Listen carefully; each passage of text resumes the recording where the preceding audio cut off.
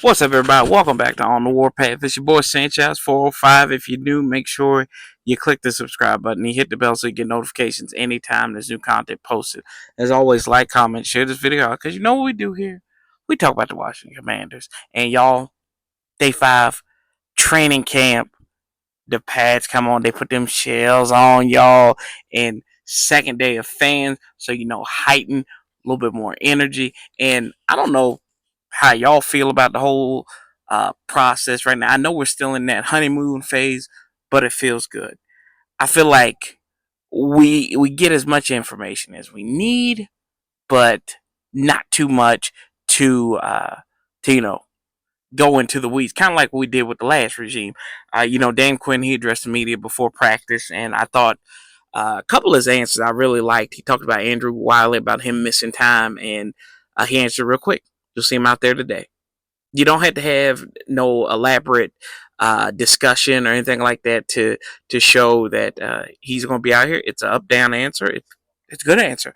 That's what you basically need. You don't need in depth answer or BS. Don't bull crap or crap. You can't out hustle a hustler, and I feel like that's what Ron Rivera's done last year. But it should be he who shall not be named anymore, right?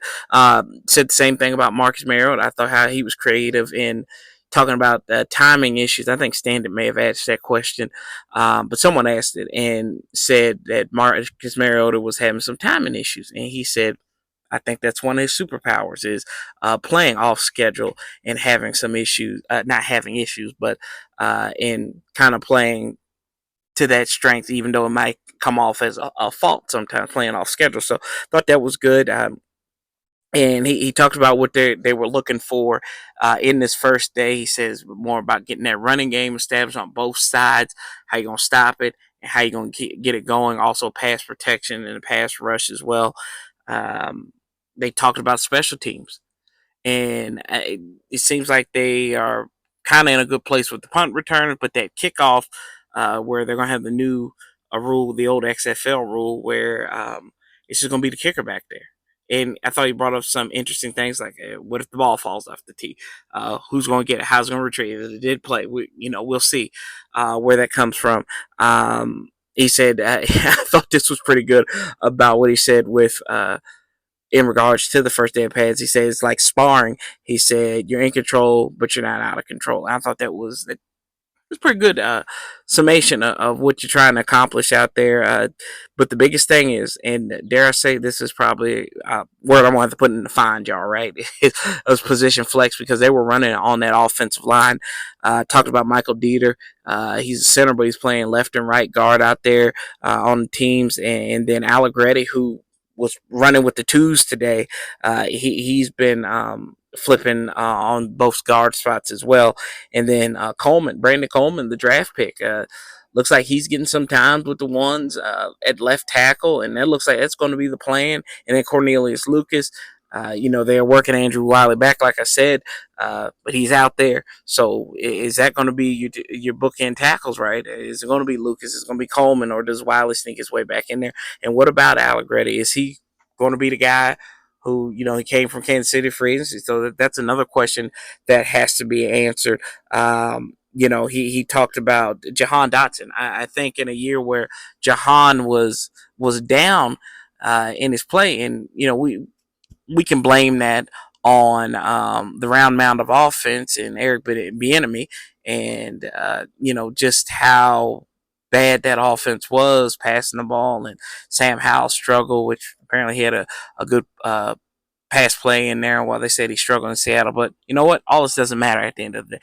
But talk about his ball skills, his catch radio, stuff that he was really drafted on in 2022 was his ball skills and everything. So I thought that was good praise for him, and he had good praise for Brandon Coleman, talking about his athleticism, and he's got good balance for a big guy. They had the two veterans that just came in free agency, Zach Ertz and Bobby Wagner, addressed the team. It was high praise from both of them. On Jayden Daniels, talked about how he's how confident he is in commanding the offense. He was running with the ones, and he also talked about Cliff Kingsbury did Ertz, and Ertz was talking about how he seems refreshed, and I mean, if he's refreshed and he's happier and he's ready to go out there and get after it, like Dan Quinn would say, I think it's going to bode well for our offense. He also talked about what are some differences you're seeing in the offense, and said to the running game and where they have a different offensive line coach. Of course, we got Bobby Johnson from the New York Giants. I know he had them 85 sacks with that offensive line, but remember, they were a revolving door last year on the offensive line. I mean, hell, y'all, we got some on. We got about 10 sacks on and still couldn't beat them. Still couldn't beat them. Think about that. We had to get we had like 10, 11 sacks on them, and they was down to Tommy DeVito, right? Tommy DeVito, and we still lost to him, embarrassingly. So take that for what it's worth. I don't think we're gonna see that this year out of this squad, but it's early to say. And then Wagner, he talked about how good to be back with Ken Norton Jr. and DQ. They work together in Seattle, all three of them. So that's a award win. That's a Super Bowl winning tandem right there. Talking about Jayden as well, like I mentioned, and just talking about how the vets are sharing their knowledge and how they do it. I saw Scott Abraham put out video of Bobby Wagner and Frankie Louvu working together. So that's an exciting time for us as well. And I've heard some struggles too out of some guys, and get them out now, work them out now. I ain't panicking. I know a lot of people are panicking. I saw that Derek Forrest, he was starting out with the threes, and I mean, maybe that's a wake up call for him, or maybe that's by the grand design. We see in the secondary that Emmanuel Forbes, and that the brothers gained weight. I don't know where he gained it at, but apparently Emmanuel Forbes has gained 17 pounds. 15. They said 15, but it was actually 17. So I need to know where he gained that. I mean, maybe he gained what I lost and I donated to him. But as Tony would say, it's to feed the Forbes Foundation. That's good. But Dan Quinn also talked about them, St. Juice and Davis and Forbes kind of working around as that top three and kind of seeing what fits there. The biggest thing I'm getting from these first out, there's no not commitment, but there's nothing etched in stone yet. And it doesn't have to be. Nothing has to be etched in stone right now. I like what he said on that first day of camp, talking about Jayden Daniels. When it's time to name him the starter, Jayden will know, everybody else will know, and they'll go ahead and do it. But they're not in a hurry. It's the same thing with working with the offensive line. You want to find the right combo that works for you, and then maybe you go out there and go find a left tackle if you need them, and don't waste all that money that you're trying to build up. So you see, I know we talk about winning is probably not the biggest thing, but it's understand that you have your quarterback here going into the future. So we'll see in that respect. But I saw as we got a little bit banner getting ready to wrap up the video. Antonio Gibson. Antonio Gibson took some shots at his former organization, and I thought it was kind of funny. He talked about how Washington was a struggling organization, and he went to New England, a team that finished with the same amount of losses and wins with us last year. The team that we actually beat last year, head to head, and you feel like you got to take shots. I don't get it. I mean, whatever makes you sleep at night, Antonio Gibson, just don't fumble that ball. Don't fumble that ball, because that Boston media will be on you worse than anything the DC fan base could get after you on. So you better hold up, bro. Just pump the brakes a little bit. I get, you're in a new place and you want to talk about your ex-girlfriend. That's fine. We all do that. That's all right. But remember, you might miss us one day when it get cold up there in Boston. You might remember, hey, it wasn't that cold in Washington around this time of year. We out in the street. Yeah. Oh, yeah. Come on now. Shoot, they used to winning up there. You've been sitting there trying to play as a running back, not playing as a wide receiver. So we'll see.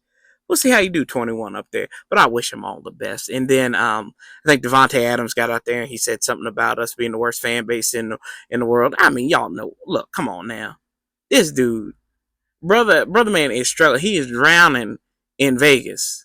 He is drowning in Vegas. He's miserable because he's never been hit this much in his life. Oh well, haters gonna hate. You know, hey, we the best fan base around here, and we all got problems in the family, but that's what makes it great. It don't matter. But y'all, tell me what you think about these first 5 days. I'm encouraged. I mean, you can't tell anything about these first 5 days. It's good to see them in pads. Hey, the fans showing out and showing up. I won't be able to be out there because y'all can see I'm out on vacation, but it's exciting to see what's coming out there. I've seen a lot of our folks that have been out there. Pedro's out there. Josh Taylor's been out there.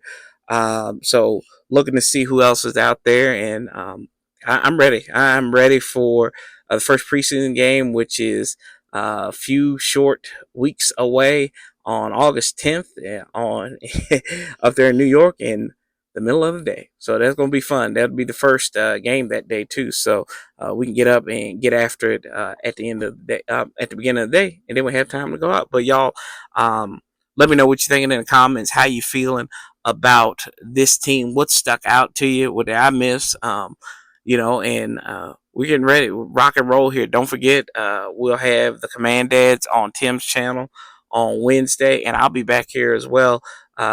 Just giving my thoughts on what I saw from the press conference and what I've seen on social media, and how I think this is going to help us out. Like I said, I'm confident that this team is going to be a competitor this year. I don't know if that'll add into the win total, but we will see at the end of the day. But I love y'all. Make sure you click that subscribe button. We're trying to get back up in this thing. As always, Sanchez 405. We outlast the bastards together. We keep that same damn energy. Till next time. Love, peace, and hell. I'm out.